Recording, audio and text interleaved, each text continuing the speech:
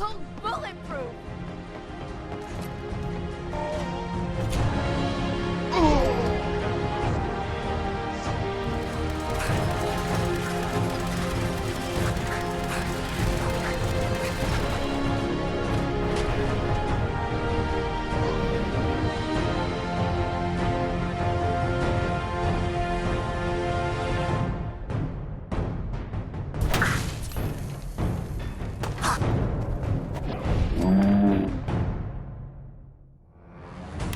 Hello dear viewers, welcome to this here Fallout 4 build. A knight in shining armor, protecting the innocent, leading people into battle with an inspiring huzzah, striking his foes with a flaming sword, charging from the nearest hill to break the ranks of wrongdoers. He is as close to your typical fantasy knight as I could make it without downright modding medieval things into my game. One extra bit of roleplay that may not suit that archetype is the bit when he hopelessly falls in love with Cait, who is not exactly a damsel in distress, or any other kind of damsel, to be honest. I wanted him to somewhat resemble Belisarius, who was an Eastern Roman general remembered for his reconquest of parts of Western Rome, and from a challenging marriage with a courtesan, Antonin, who despite certain problems in their marriage would become his trusted advisor and companion. Much like Caesar in Fallout New Vegas, the Knight Protector wants to build a new civilization on the premises of a very old one,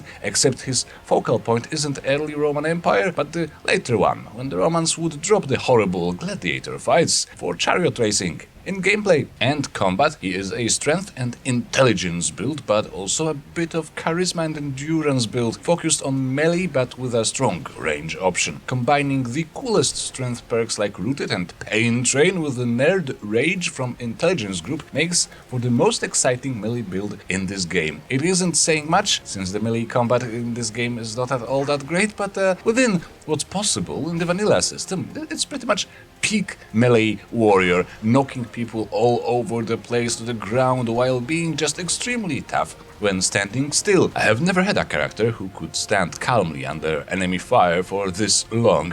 This feels like playing a Terminator or a Robocop. Obviously this is because of a combination of high-end power armor, rooted perk, high endurance, and a few instances of Titan's legendary effect. For the last bit we need a mod, Love to Craft in my case, or any other mod that allows you to place legendary effects on power armor pieces. Yes, it is overpowered. So let's look at the list of mods, although actually the Love to Craft is the only mod that actually affects the functionality and gameplay. For the shiny power armor we have PASK, Power Armor Skin Pack. If you don't like the gold and copper, there is quite a few more skins in that mod, some really cool for this concept too. There is titanium, there is bronze, even marble. For the rare times when fighting out of my power armor, I used Gunmetal armor skins to make my combat armor also ridiculously gold and shiny. My roleplay idea was to be part of the Commonwealth for a while before the story starts.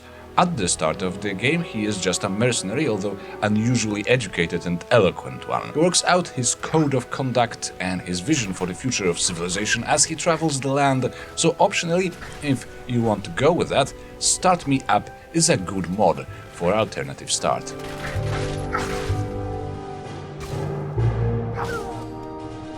At the beginning of the game we should have 6 points in strength, 1 in perception, 6 in endurance, 6 in charisma, 5 in intelligence, 3 in agility and 1 in luck. Low perception can be annoying, but we don't really need VATs for anything. Up close we can just whack and cut. At the distance we go for spray and pray approach of heavy guns. I would also recommend, even when using modded start, you choose a starting position somewhat close to Sanctuary Hills and pick up your special book to increase your intelligence as soon as possible. This way you can start unlocking ranks of science, and this way you can modify your power armor quite soon, quite early.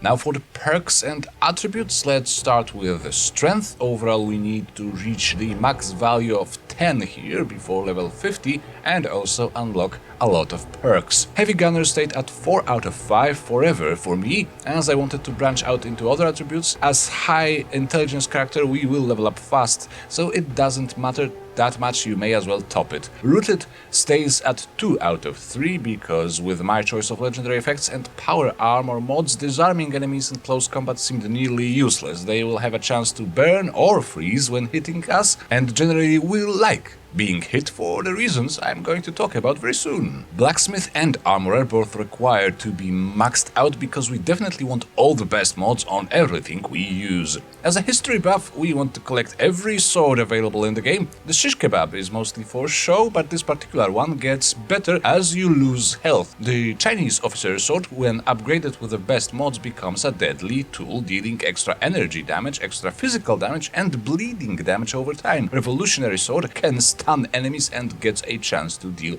overwhelming energy damage. More on that in the gear section. In endurance, we want to max out the attribute itself and then gain the solar powered perk. All the ranks. Yes, it's not the best perk in the game, but it sort of suits the concept. As a low agility character, we need endurance to reduce the action point cost of sprinting, especially for the time when we start unlocking pain train ranks, as we will suddenly start sprinting much more often. Of course, more HP means more durability, which is what the build is all about, and a lot of HP also makes using the overpowered Nerd Rage slightly less risky. For min-maxing purposes, you may want to get rid of solar powered, as I mentioned. The build will survive lots and lots of beating anyway. I would still get at least 1 rank of the extra attributes in daytime. Now for the leadership part of the build, we need to raise charisma at least twice to get it to 8. Then both ranks of local leader and 2 out of 3 of inspirational. The 3rd rank of inspirational isn't all that important when you can carry a lot of stuff yourself, but consider it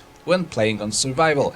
You always need more inventory space on survival, and speaking of which, you may also consider strong back if on survival, so that would make the build almost level 60 build, unfortunately. Cup Collector can be very useful for facilitating the growth of your settlement, which should be a major thing in this playthrough, I think. A knight should own some serious land, right? That's why at least the 1st rank of local leader was taken early and inspirational was taken as soon as I met Cait. This leaves us with intelligence, where we also need to reach 10, and then we want all ranks of science for the power armor mods primarily, and all ranks of the Nerd Rage perk. Nerd Rage combined with high strength and endurance, with pain train and solar powered, and with the emergency protocols upgrade on our power armor chest piece, can turn you into a complete death machine because you weren't enough of a death machine before. Outstanding. You will deal more damage with everything and get a little bit of a time slowdown when you drop below 20% of health. This perk is often used as a fail-safe for frail, low endurance builds, but it is more of a boon for a high endurance, properly armored characters like this one, because staying at 20% or less is much less risky for such characters. Not only that, but with the 3rd rank you will heal yourself when defeating an enemy, meaning the rage will trigger when you drop below 20% again. It becomes even funnier with all the ranks of solar powered when fighting under the sun, because you will slowly heal yourself then, allowing yourself to trigger the Nerd Rage again and again and again. There are some considerations to remember when prioritizing perks and attributes. With all the ranks of the Cup Collector, you will need to reach level 54, not 50, to unlock all the perks mentioned here. As I said in my first Fallout build, I don't really care that much for level 50 rule for this game, especially not with high intelligence characters, allowing me to gain experience faster. In fact, after you have a few perks making you more efficient combat-wise, like 1 or 2 ranks of Heavy Gunner, Big League and Armorer, and maybe 1 rank of local leader, you should switch your focus to intelligence entirely, raise it to 10 ASAP, get as many ranks of science and Nerd Rage as you can at that point in the playthrough, and then, with the increased experience, move back to other attributes. Oh, that must have hurt. Now for the gear, which is extra important for this build, we want shish kebab with extra flame jets and the bloodied legendary effect. As mentioned, we like to risk in combat and stay at low health, at least in the end game. Bloodied makes you deal extra damage the lower your health. Another melee weapon to consider is an incendiary Chinese officer's sword with electrified serrated blade. This deals extra physical damage, extra electrical damage, extra bleeding damage, and fire damage. Better than double enchantments in Skyrim, I tell you. Highly modified kneecapper Gatling laser is my ranged option. The kneecapper part is the most important one. Any weapon with a rapid rate of fire and this legendary effect will achieve the desired result, which is incapacitating enemies too powerful and meaty to be slain in a few hits in melee. On power armor, we need some serious upgrades. The helmet must have the photovoltaic coating, so we get another boon when in sunlight. This time it's action point refresh speed. We need some explosive shielding and kinetic servos on the legs and optimized bracers on both hands, as they will reduce the action point cost of power attacks. On the chest, remember about the emergency protocols. It will make you even stronger and more durable below 20% of health, making the Nerd Rage even more useful. Particularly with your legendary upgrades, use at least 2 Titan/Sentinel effects, reducing your damage intake by 30% when standing still, which stacks with the Rooted perk. Then 1 instance of Fortifying, and the rest can be used for cryogenic and incendiary effects, giving you a chance that a melee attacker will be either frozen or set on fire. If you mimic the set of legendary upgrades on your combat armor, you can still be quite durable and effective out of the power armor. And with that we have everything covered. Exceptional melee combat prowess, godlike durability, somewhat creative use of Nerd Rage, and a very, very shiny armor, and an excuse to travel around with Cait again. Apparently in some regards I am still a teenager. Cait is one of those girls that obviously mean trouble and most inevitably will break your heart, but she's so vulnerable and has a sexy accent, so I am helpless and hopeless. Oh my god. Anyway, did you know that you can support your favorite YouTubers by giving them money? Like, there is a thank you button now. It will give me money. And I have a subscribe star profile where you can give me money. Money. Oh my god. Oh my god. What was that? What happened? You can also support me emotionally by clicking other things that are down there under the video. Maybe with enough emotional support I can even escape my toxic relationship with Cait. Please, send help. We will see each other again, I hope. Bye.